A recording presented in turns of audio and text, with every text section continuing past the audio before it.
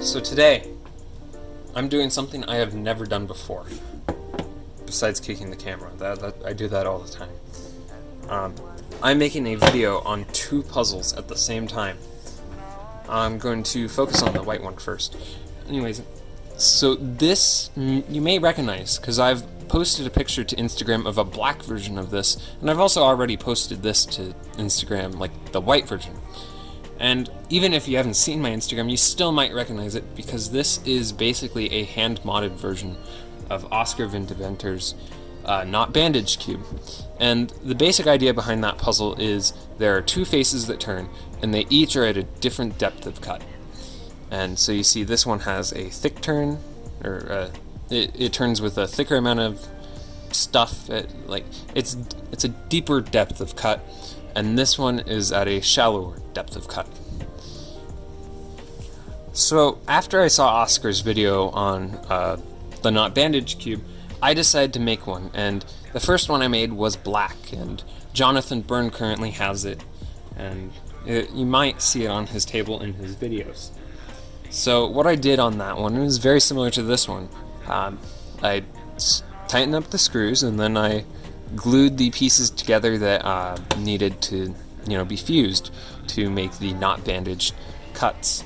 I started with a 5x5 because it's the only cubic puzzle that has two, it's the only mass-produced puzzle with two depths of cuts on each face that I can further, limit to, only being one for each face. So what I did was I glued the pieces together, and then I glued this huge ring of pieces, and then this huge square of pieces, and then, I take it apart, fill up all the cracks with epoxy, and then because of this huge piece, I had to sand down extra mechanism that I didn't need, because all of these pieces here that used to be part of the 5x5 no longer needed to be there. So I had to get rid of the mechanism, and you can kind of see, there we go. There's little rings, because the epoxy sculpt is softer than the plastic, and it scrapes away easier, so when you're sanding it, it sands a little bit unevenly. I haven't found a way to fix that yet, and normally paint will fill in the little differences, but when you're doing such a large face, it kind of shows, especially when you're using thin vinyl. Another interesting thing that happened was when you cut this far down into a puzzle, it starts to expose the mechanism from the other side. So when you turn this face, this little circle in here turns as well. And I have thought about stickering this face in here. However, the reason why I didn't is because these faces rub together on the inside, and I didn't want to sand them down and then put stickers on them, because that would have made the puzzle even looser than it is now. So after I made a not bandaged in black, I decided, what would be cool is to expand this onto a different platonic solid. So I decided to go for the dodecahedron, which the equivalent of the 5x5 would be a Gigaminx. So I bought a Gigaminx off of Amazon, and I basically did the same thing as the not bandaged cube, but then, did it to a Gigaminx.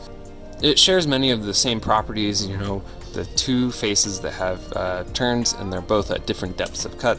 See, this one's the shallow one, and this one is the thick one. Because of how large this core piece is, it is very heavy, even though it's technically partly hollow, because I put a piece of plastic sheeting over on this side, and that's why you can kind of see these weird little dents. It's because the plastic sheeting, when it glued on, it didn't fully go flat, and I tried to sand it, but it didn't really work. And then also you can see, just like on the other puzzle, where the mechanism is visible, the mechanism on this one is also visible. And because this was a Shengshao Gigaminx, I had to fill in all of the corners, and you can kind of see on this one that it's not the most even in color or texture, but I am very proud of this puzzle. It's one of my favorite looking puzzles, and I'm very happy I built this one. I do plan to build a tetrahedral version of it later, just haven't gotten to it.